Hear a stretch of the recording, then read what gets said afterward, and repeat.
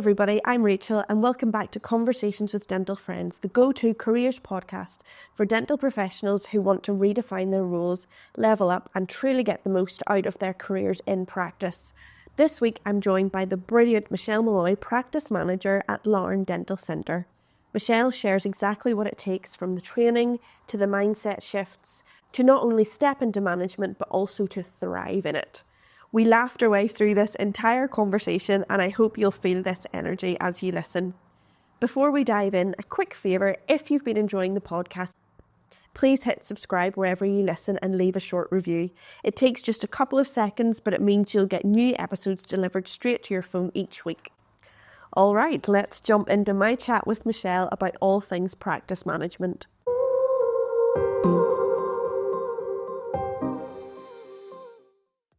This podcast is sponsored by Dürr Dental, a company that's been setting the standard in dental innovation for over 80 years. Whether it's their ultra-reliable suction systems, world-class hygiene solutions, or cutting-edge dental imaging technology, Dürr Dental supports dental professionals who take their craft seriously. Check them out at durdental.com because excellence starts with the tools you trust. And of course, a huge congratulations to Oratol celebrating 60 incredible years this year. Happy birthday, Oratol. Here's to many more years of innovation and excellence. I truly couldn't imagine the dental industry without you. So happy birthday from Conversations with Dental Friends.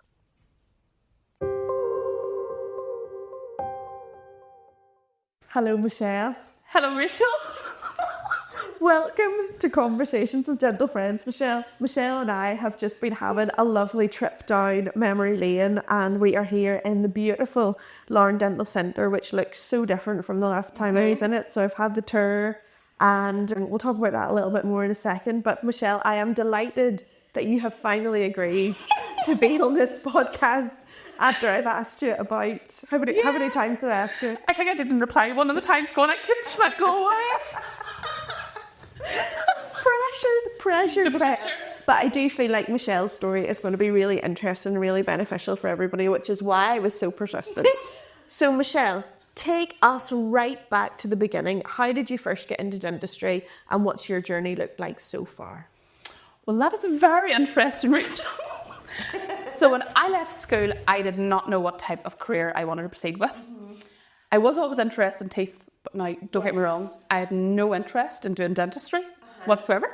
So one day, my mum seen a local paper and she had seen an advert for a dental nurse. Yes. And thought it'd be a great fit for me. Well, guess what? Mummy wasn't wrong. Mothers are never wrong. Never wrong. No. And I applied for that job and I've never looked back on what that's about 13, 14 years. Yes. And I've worked in NHS practices, mixed practices, community dental as well in the Southern Trust. Yes. With sedation, general anaesthetic, relative anaesthesia, IV sedation. I've also worked in two practices, one of which is here, our fabulous Larne Dental Centre, where we've done a transition from NHS to fully independent and planned care. So you've been through it all, Michelle. You've been through it all. Where did you do your training for your dental nursing? So it was with NEBDN, National Diploma in Dental Nursing. That was 2012, 2013. Amazing. I can't exactly remember what year it was, but it was a while ago. It was a long time ago. And was that a full-time course or were you working in practice and then you went there like in the evening or something like that? Is that how that worked? Yeah, so we done working during full time, so it is, and then in the evenings done the course. Excellent. For a year it was then. So I think actually it was 9 months. So I think it's a bit different now, but... And then you qualified from that job and we met in Moyer Cosmetic Dental. We did. I have met some wonderful people in Moyer Cosmetic Dental and we met in Moyer Cosmetic Dental and you came into that role as a dental nurse and then you were heavily involved in our welcome team with reception and quite honestly I don't think the reception's ever been seen. I've said it. I remember Michelle would be nursing with me and she would be doing some suction and then she would just start moonwalking out the door and I'd look round and she was on the phone trying to get the book filled. Yes. And that is dedication. That is dedication. I absolutely love that, Michelle. So you are now in Larne Dental Centre And what's your role in this practice now at the moment? So I am the practice manager. Amazing. Since 2018. Established 2018, baby. Very good. That's amazing, Michelle. What made you feel like it was the right time to make that move? And how did you find the shift from clinical to management? So suppose I felt it was time to change role to a practice manager. I felt Lauren Dental Centre was a great fit for me. Yes. I had seen how effective a good PM was from back in Moira. Of course. And suppose how inspirational they could be. I wanted to be that type of person. Yes. But I suppose in Moira there wouldn't have been that progression pathway maybe there. So you need to branch out and look for that in other ways. Unfortunately, there wasn't that career progression there. And then with the move to Larne, it was going to be a bit more of a commute as well. Of course. There was too many fabulous managers there that I had to branch out somewhere else. Yes. And I just felt it was the right time for me. As much as I liked dental nursing, I also like the admin side of dentistry. And to be honest, I'm a bit more of like a box ticker, as you probably well are aware. I enjoy doing like the policies and procedures, making sure they're always up to date. I just like everything crossed off. I am very organised, and suppose there's a lot of skills that you need to be a very good dental nurse, first of all. Yes. That has to be based around that. Yeah. But also, I suppose it's very different to dental nursing in a way, but it's very referable to practice management. Yes. If that makes sense. Yes, there is that kind of crossover, and I've spoke to practice managers who haven't had that background, and I would say there's strengths in both. There's strengths from coming from the wider world because this is a business. Yeah. And yes, we have patients, and I remember Penny Chapman, who is a good an amazing area manager for Bupa, once said the patient is only a patient in your chair, and all other times in the patient journey they're a customer. And I think that's a good way to think about it as a manager. But I do think that there is that little bit of secret sauce that comes from the relatability to that clinical role within practice, or even coming from a welcome team background. Do you think having a clinical background makes you a better practice manager? I think you're able to adapt. Yes. But you also can reflect back as well. Yes. And know how to do the job, I think, and also advance. And it gives you those skills to make those managerial decisions for the sake of the business. So I think it is really beneficial to have that. Oh, absolutely. I think even there for patients to ask you questions. Yes, of course. About their treatment. If you had no dental nursing experience from being chairside with the dentist or hygienist or therapist, you wouldn't know the answer. Yeah. Do you know, you'd have to go and seek help, which I don't think reflects well on a manager. Because you nearly need to be the oracle of the practice. Yes. Yeah. Absolutely. I love that. And it is like a CEO. How do you find the shift from clinical to management? It was very different. Okay. Don't get me wrong. There is days where I love still going into surgery. Yes. And helping, and you do miss it. Yes. So it's a very big step. Don't get me wrong, but I love it, I have to say it. Yeah. You still are involved in the clinical side in a different way. Yes. It's a handful. It's a handful. But like anything, just I suppose getting stuck in. Yeah. And doing it and having a go. So Michelle, you've clearly invested a lot in your own development on the way to practice management. Can you talk us through some of the training and upskilling you've done since qualifying as a dental nurse? Now, I do know one little story about this. Whenever you came for your interview at Moira Cosmetic Dental, you came with an A4 lever arch folder and showed every piece of your CPD. And I've never heard of anybody else doing that before or since. I think I done that here too. Did you? It's your like calling cards. Yeah. The Michelle file. But I showed it all. Yeah. I don't even know where to begin, Rachel. I know that you have done a lot. You have done a lot. Well, as I say, I am very well organised. Yes. And I like everything we've done properly and done right. Of course. I'm the type of person that I will take on board things and I want to improve. And that in many roles that I perform, I have done advanced training in these type of areas. Yeah. Courses are a great opportunity to learn from someone else and develop myself as well as others. Obviously, before I had applied for the practice manager role, I invested in a practice management course. Very good, Michelle. When I was in Moira. I remember that. Yeah. I remember that. That's so good. Who did you do that course with? I can't remember now. I'll ask. I will maybe get you to look that up for me, Michelle, so I can link it in our show notes. Because I think that's such a good idea to do that. That's what I would be like as well. Yeah. If I'm wanting to do anything, I want to have a bit of theory. Behind why I'm doing it first. No, absolutely. I feel like you can't really apply for a role, especially the likes of a practice manager role, without having the correct qualifications to show behind you. And to be honest, the best person for the role when applying for the job, I think, is the one that has that. Yes. Put the time and the effort into invest in their career rather than... Because it's a mindset thing as well. It's not just the fact that you've done a course and you have it in black and white that you've done it. It's that mental shift to a new place, and it's the want and need for self-improvement. Absolutely. Which I think it's like a character trait in yourself, which makes you a good manager, I think. So I've done lots of advanced courses. Yes. To name a few, Jupiter's Wearables, impression training, intraoral scanning, IVGA, and aura sedation. Yes. That was part of the trust. Brilliant ones to have. A brilliant one. Hopefully I'll not have to use general anaesthetic anymore. Yes, well, I would hope so. I hope so. It was a different eye-opener. Laura Horton, also treatment coordinator, TCO consultation. They're just a few off the top of my head that I can think of, as well as the practice management course. If you're going to be in a practice management role, like in the Lord Denton Centre, like many teams, we work very closely.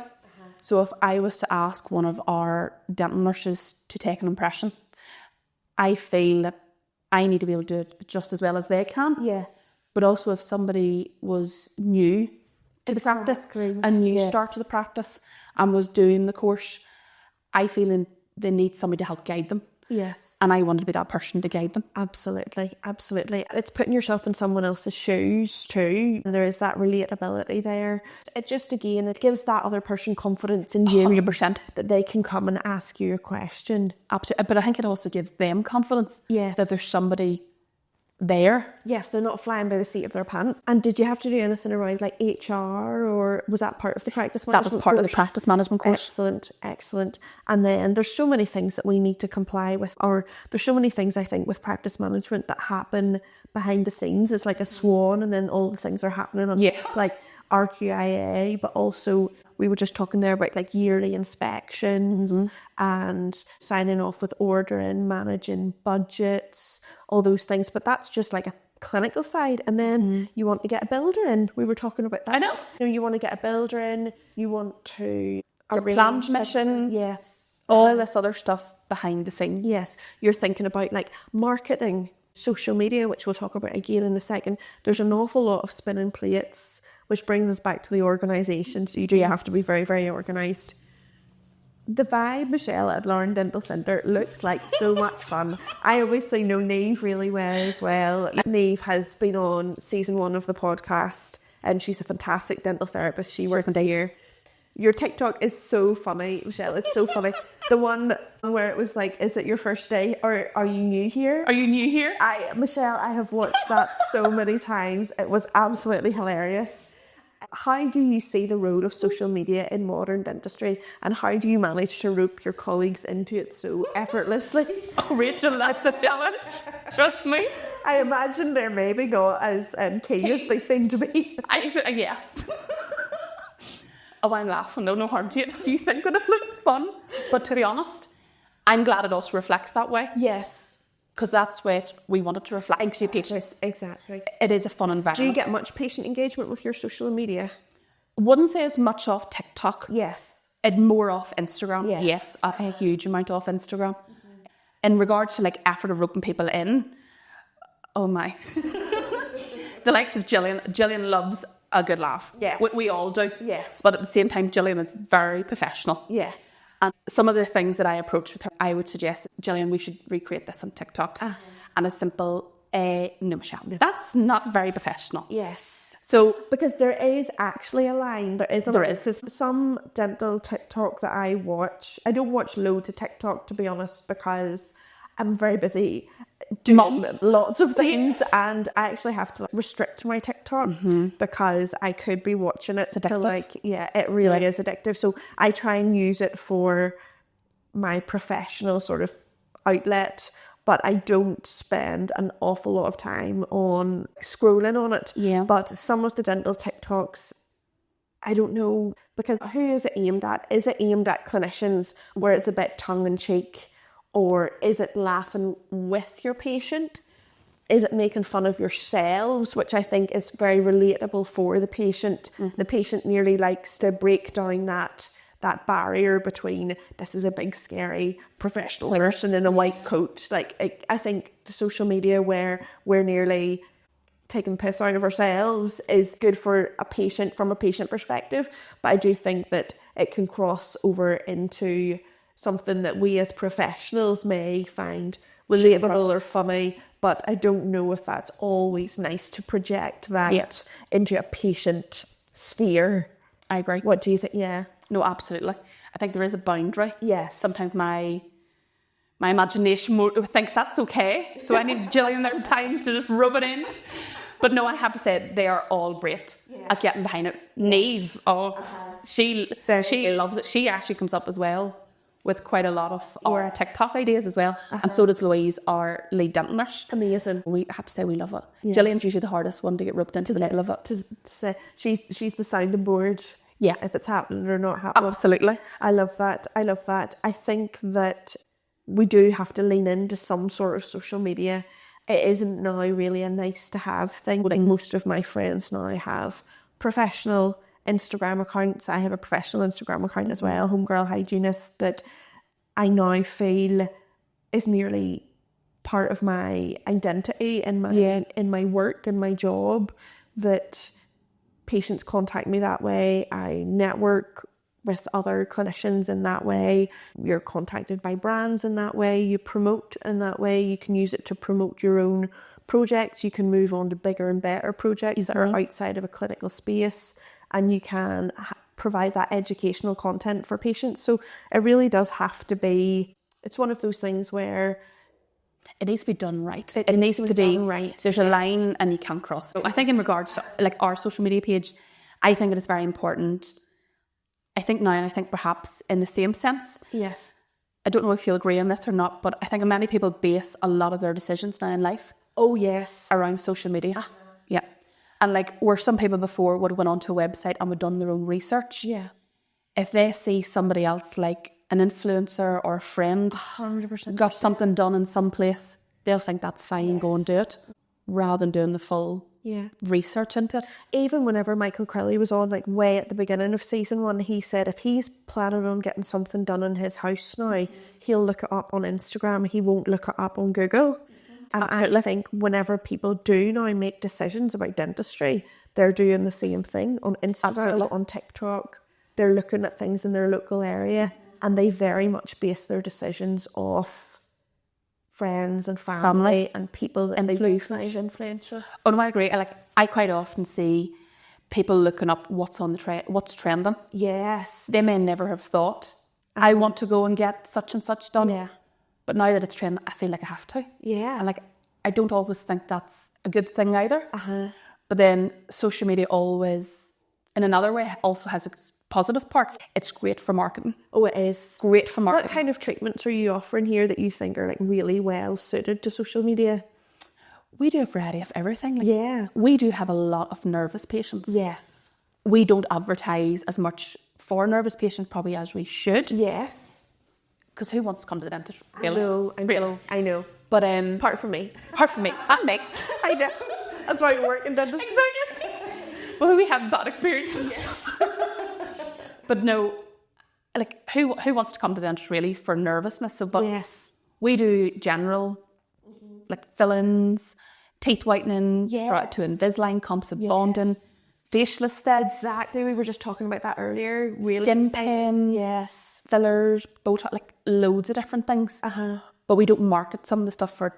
Yes. I don't think sometimes it has a place either, like facial aesthetics. Exactly. And there's so many rules with facial aesthetics as well about what you can put forward on your social media. But I think it is great that you can see those big smile transformations that you guys do, you know, because you're whitening with your lovely bonding as a result, starting with a nice foundation of Invisalign treatment. And I think that's great to be able to highlight what your practice can do and does really well. Oh, absolutely. I think if you're putting things out on social media, it needs to be very ethical. Yes. It needs to be ethical. Otherwise, What's the point? what's the point? Do you know what I Exactly. mean? You need to be able, it needs to be like rubber stamped. Absolutely. You need to be able to say, this is Lauren Dental Centre approved, this is what we stand for, and this is our benchmark for success. Yeah. And I think that builds a nice level of communication and trust with the patient. Talking about trust, like I think they reflect back on your social media. Yes. If we're not professional on it, why would they want to trust you? Yes. Do you know what I mean? Exactly. Like, we want to represent to patients that we aren't a stuffy, cold practice, a clinic if you want to call it. But instead we're a warm, homely practice. Someone who is always there at the welcome desk whenever you walk in. We're full of banter and always up for the crack. Yes. But we always have that professional side and nitty-gritty down to it, that we are there for them. Yes. But we're humans like them. Exactly. Do you know what I mean? Exactly. And it does takes down the barrier, but gives some confidence at the same time.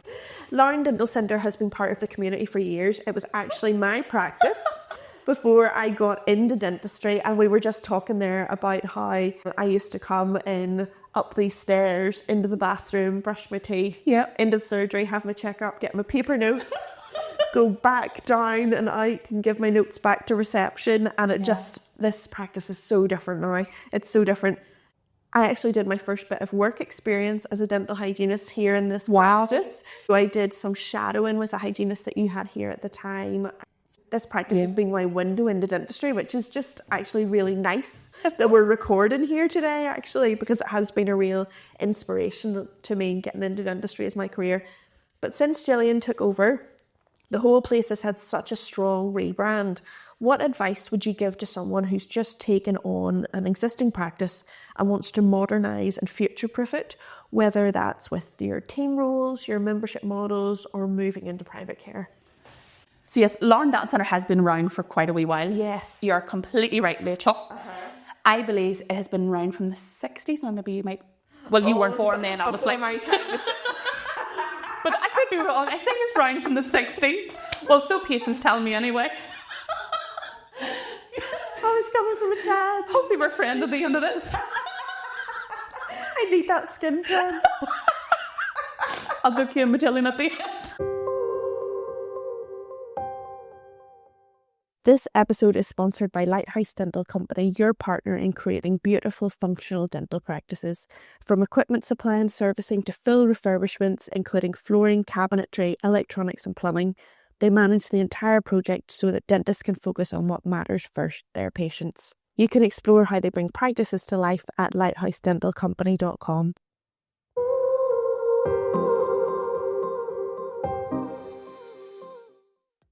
So yeah, it's been a while. I definitely think of the last 6 or 7 years.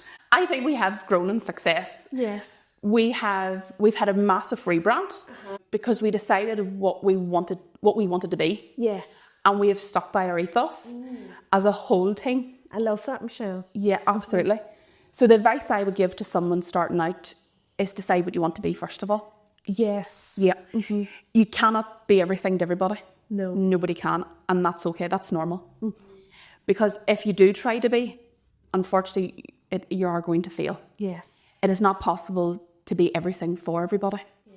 So you need to decide what aligns in with your brand as a whole for the core values to be strong. Exactly. The lovely thing that we have here, Gillian's been here for 20 years now. We love our patients as much as our patients love us. Yes. Coming to work is really enjoyable. We can relax a bit, but yes, we provide a high level of professional care and we know our patients. And it's so nice, I think, to genuinely have a laugh with them. Yeah. We know our patients so well, the likes of where they're going on holiday, where they've been, as much as they know about us. If they've had a child, if they have a grandchild, like they know my son by name, things like that. Or if they've moved house, which I think is very nice, because I think it sort of helped break down the difficult sides. Yes. As you know this. Because there are difficult things that happen in dentistry. Oh, absolutely. You know, so I think having that foundation is really important. And I think that underlying level of professionalism is really well reflected in this rebrand of Lactus. Yeah. It does look completely and totally different in the best way. And I can see where the vision has been with that, where those core values are even being reflected in the decor and how much time and effort has went into this building. Lets patients know how much time and effort will go into your dentistry. Absolutely. Which I think is really great. No, I would agree with you, absolutely. I think it is very difficult, as you had said earlier, for someone to start out in practice brand new and know everything about everybody. It's impossible. Yes. It takes time. It does. You can't rush build. it or force it either. No. Like, you don't know your patients, and most importantly, they don't know you. Yeah. And for you to make it work, it is hard work. Yeah. It doesn't come easy. Like. No. And you don't need to build a relationship with them. It's more they need to build the relationship with you. Yeah. So my biggest advice, I believe, is decide what your brand is. Yeah. And stick with it. Yeah. Just because you see somebody else or some other practices doing this, don't jump. Stick with your brand. Yeah. Everybody's different for their own reasons. Everybody has their unique selling point. Absolutely. And that will resonate with some people, and with some people it won't. There's however many people in the town, and extending that out beyond however many people in the country, and there will be somewhere that works for everyone. Absolutely. And you want to attract the right people that you want to treat, I suppose, Absolutely. as well. And you'll end up with a nice practice where everyone has the same values, has the same goals, and loves coming to see you. And then you'll love your job. And then, as I say, you'll love your job. Yeah. And that's what you want. You want to love your job. You don't want to get up in the mornings and dread going to work. Exactly. You want your day that you blink and you can't believe it's lunchtime. It goes so quick. Yeah. Which I think that makes your job worthwhile. It does. Yeah. It does. And that's one of the things that I've always really, really loved about dentistry. And I have worked in various different practices over the years, and I've seen practices go through transitions, like you did here. You've went from NHS to, whenever I came here as a patient, to membership and private practice. How would you give anybody any advice around how to make that transition a bit easier? You guys are with Practice Plan, aren't you? We are indeed. Excellent. And they're obviously a fantastic support. I've worked in many Practice Plan practices, and that's a really fantastic way for patients to manage their dentistry. You get loads of benefits as well, being a practice within Practice Plan, which I think is great. And there's options for patients who want to be completely private as well. It's not something that happens overnight. I agree. It takes time. Yeah. I think you need to build your relationship. If you're taking on a practice, you need to build your relationship with your patients for a few years. Yeah. And stay mixed before. Give them the option. Maybe open late nights, open weekends. Yes. And offer them independent care that way. Yes. But I think at the start you need to stay where they are. Don't change everything, because if you're the big baddie coming in and changing everything, they're not going to stay with you. Exactly. And you don't want somebody being forced to, I was actually having this chat with Penny Chapman as well last season. You don't want somebody being forced into private care and then to drop you whenever something opens up that aligns better with their needs. Absolutely. You want somebody to choose the practice, which happens to be independent care, as opposed to feeling like they've no option. Because whenever a patient feels like they've no option, it does make them a little bit more resentful about price. Because price is obviously one of the biggest changes whenever you make that transition. What you want to do is, I suppose, be building in value for the patient at every part of the patient journey, which then makes that decision a no-brainer. Absolutely. To stay with you as a practice. And I completely agree with you that that's something that grows over time and is multifactorial. It's a full 360 of the whole practice. It's not just the fact that they can get teeth whitening now. Yeah. It's more than that. I think Lauren Dental Centre does that really well. Thanks. Let's talk training, Michelle. I think with management, there's always a lot of learning on the job, and we've had to do that for sure. But have there been any specific business or leadership courses that really helped you step back and see the bigger picture of running a practice? You've mentioned already you've done some practice management courses and you've done TCO. with Laura Horton we talked about and Mike Bentley. But is there anything that you think is a non-essential or a complete essential in moving into practice management? So with regards to training, yes, I have completed the Level 4 ILM certificate in leader management as part of a dental practice manager course. I love that. I'll put that in the show notes. That's what we were talking about earlier. Excellent. We found it. We found it. As it has a few other courses as well. Yes. But I think the biggest part is you learn with experience. Of course. Like if I look back on that person I was 6 or 7 years ago versus the person I am now today. Yeah. It's the same in any job. You learn from what has been a success. And to be honest, you learn also what has been a failure. Even more so. I think you learn, yeah, exactly. I think you learn more from what's been our failures. And we have to embrace failures maybe is the wrong word. Yeah. But we have to embrace on what didn't go as well as we thought. Or why didn't it go as well as we thought? And how would we do it again? Yeah. I think that's the biggest thing as a practice manager. You come in, you've done the management course, and you think you know all your stuff. Oh yeah, of course. But when you find your feet in that job, things do come. How would you say? This comes, I think, in every aspect of every job. From your team members, you have to gain respect from them first of all. Yes. You're not coming in just because you're. It can be hard if if you haven't organically moved into that role in a practice for any role. So if you haven't been started from the bottom up, yes, that can be a big adjustment.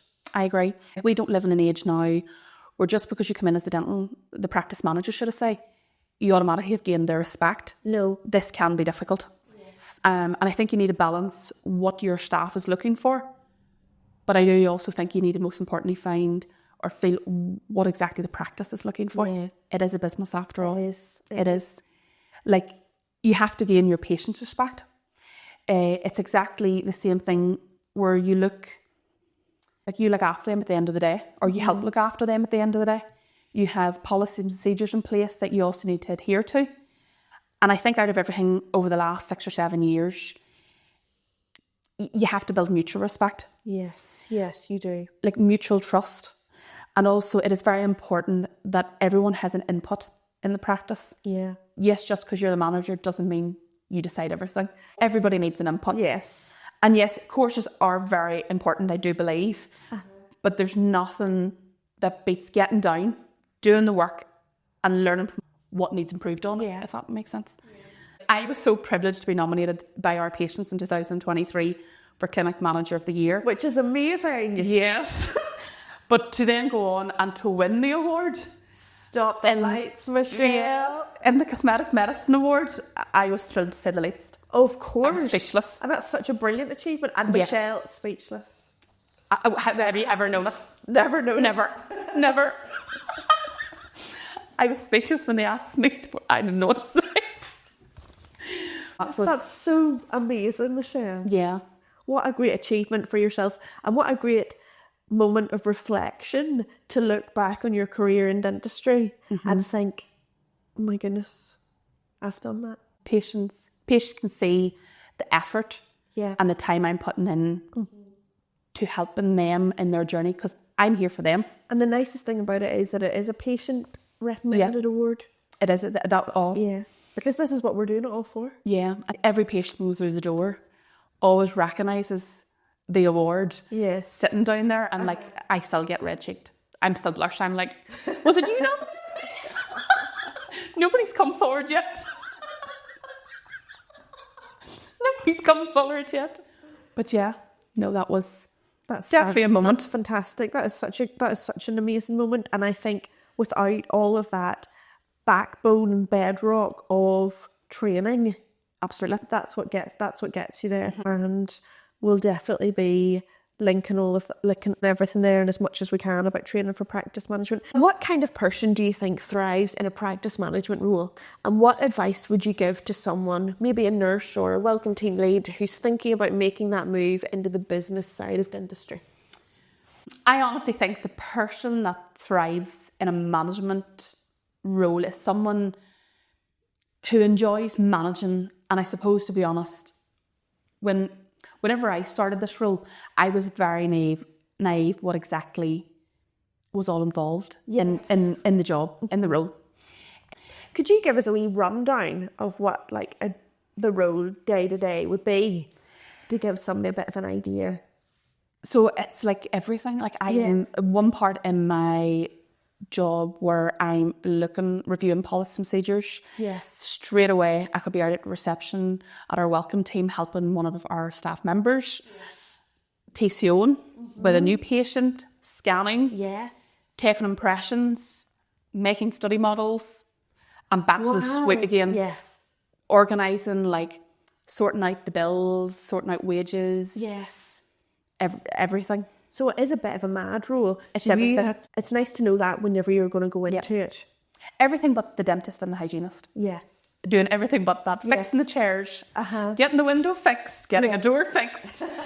Opening door. Like everything. Yes. You need to be able to do everything apart from a therapy role or the dentist role.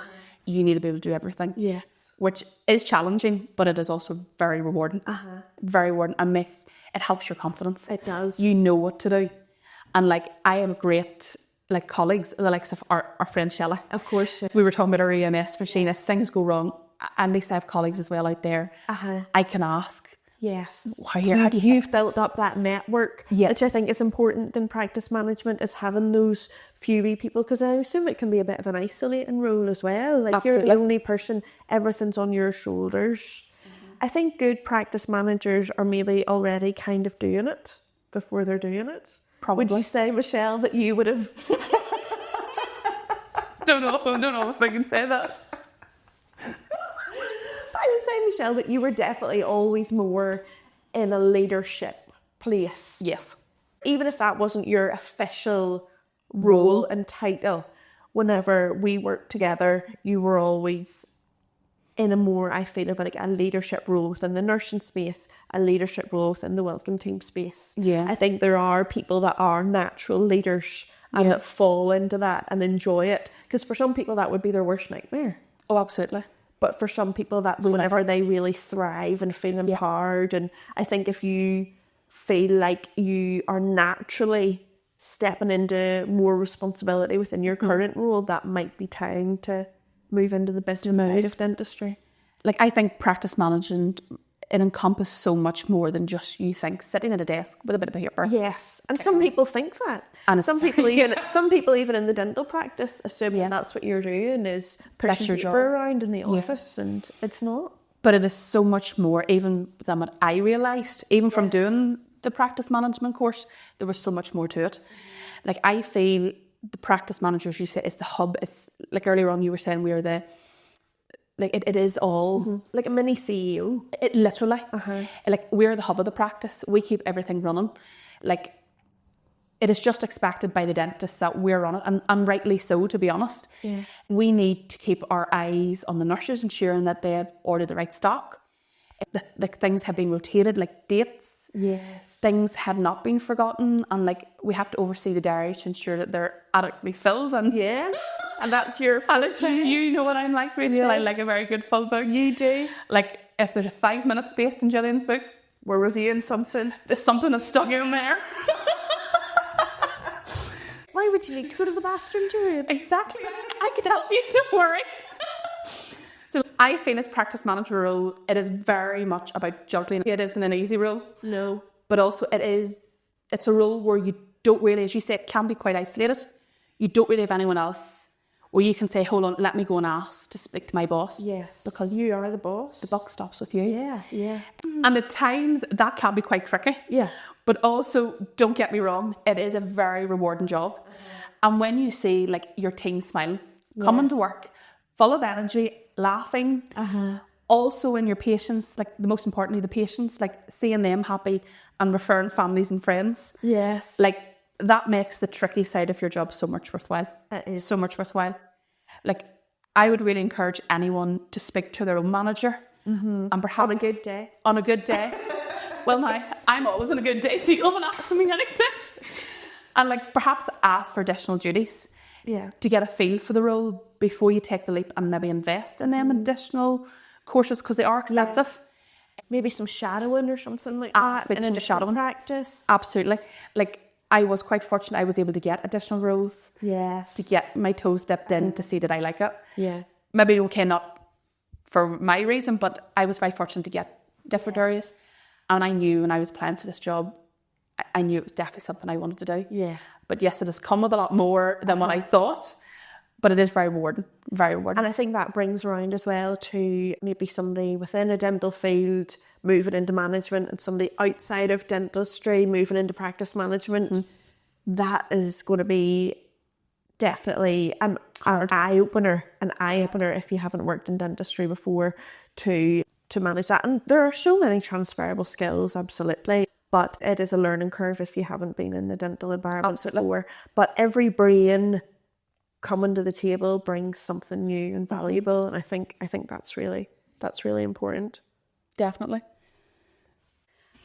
And finally, what's next for Michelle? Are there any big goals or next steps you're working towards in your career? Very interesting question, Rachel. Yeah. I suppose, to be honest, I don't really know. I am really enjoying what I'm doing. We are going to be bringing some new and exciting treatments to Lauren Dental Centre. Can you spell what you're going to do? Not going to divulge into them all, but IV sedation is going to be one. Excellent. Yes. So me and Gillian have been working really closely to get things organised, and we're ready to release quite a lot of our new treatments. Excellent. Some of the treatments we already have been doing. Yes. They're just more advanced. Excellent. So at the minute, I'm really enjoying what I'm doing, and I'm the type of person that loves a project. Yeah. So we have chatted about rebranding Dr. Gillian, not Lauren Dental Centre, but the Dr. Gillian side. Okay. That's really interesting. Very interesting. I don't think it's my story to spill. Oh, We'll leave that maybe to Gillian. Yes. I have Gillian tortured every night with ideas, and we can. It's great that we can just fire them back and cross, because come 4 o'clock on the day, we both are still at each other's side, that we can fire things back and cross. Yeah. Which I think is nice when it comes to this side of the job. It is. Like, we have a lot of nervous patients, so we're currently working, as I say, at introducing IV sedation to help bring, like, we've been working on that quite a long time with one of your great friends, Deva. Oh, David, So yes. Honestly, I'm very excited for the future. There are so many treatments coming. I know, can you say about skin pen? Oh yeah, I think we can say about skin pen. Yeah. We can. Tell us what you've been doing with skin pen. So we have always done microneedling. Yes. But we now have advanced in skin pen. And you've done some training for that? I have done some training. You're going to be offering it yourself. I'm going to be offering it myself, per Gillian being my guinea pig. But yeah, I don't think we can say too much about any other type of... We don't want to divulge too much more information, that's all I can say. But it's going to be exciting. It's going to be exciting, and all our team members are involved. All of our team members are involved. Wow. Yeah. I have to say, Lauren Dental Centre is very much a team. And as I say, it's not just me, and it's not just Gillian, and it's not just Niamh. Yeah. It's everybody. I feel like you're going to have a reality TV show or something. That could be the next TikTok. Yeah. I think that's very exciting, Michelle. I'm thrilled to be here. This has been so special to record here in Lauren Dental Centre. A real full circle moment for me as a former patient of the practice. I don't think I'm still in the books, am I? I think I've been dereg. I think I lapsed you there a while ago. Hasn't attended. And this has been my most fun time. Michelle, we've had such a great laugh. Thank you so much for being part of this podcast today. Thank you for agreeing to do it. I know there will be so many brilliant take-homes for anybody looking to move into practice management, maybe thinking about getting their own practice, going through a rebrand, as you're saying, looking to do a little bit more with social media. I think there's so many great takeaways. So thank you so much. I really appreciate it. No, thank you. Thank you so much for having me. No problem.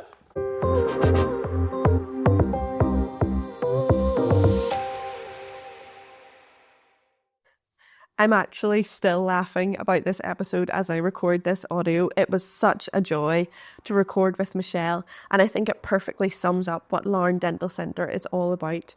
I loved Michelle's point about wanting the practice to feel homely and professional. The moment you walk in, the decor and the team really echo the message that you're going to have fantastic treatment, but you're going to enjoy yourself along the way as well. This one felt extra personal for me. Lauren Dental Centre was my own dental practice growing up. Seeing how far it's come, not just in refurbishment, but in its ethos and the patient journey they're creating is honestly magical. If you want to dig deeper into practice management, treatment coordination or dental nurse training, I've left some useful links in the show notes. And if you want to brighten up your day, go check out Lauren Dental Centre's feed on TikTok or Instagram for some great social media moments. If you enjoyed this episode, make sure you're following the podcast wherever you listen, leave a quick review and share it with that friend in dentistry who'd make a fantastic practice manager, or maybe a practice that's ready to shake things up. You can follow Conversations with Dental Friends over on Instagram at Conversations with Dental Friends. I'm over there too at Homegirl Hygienist. Come say hi and let me know what you thought about this conversation. See you next week for another episode.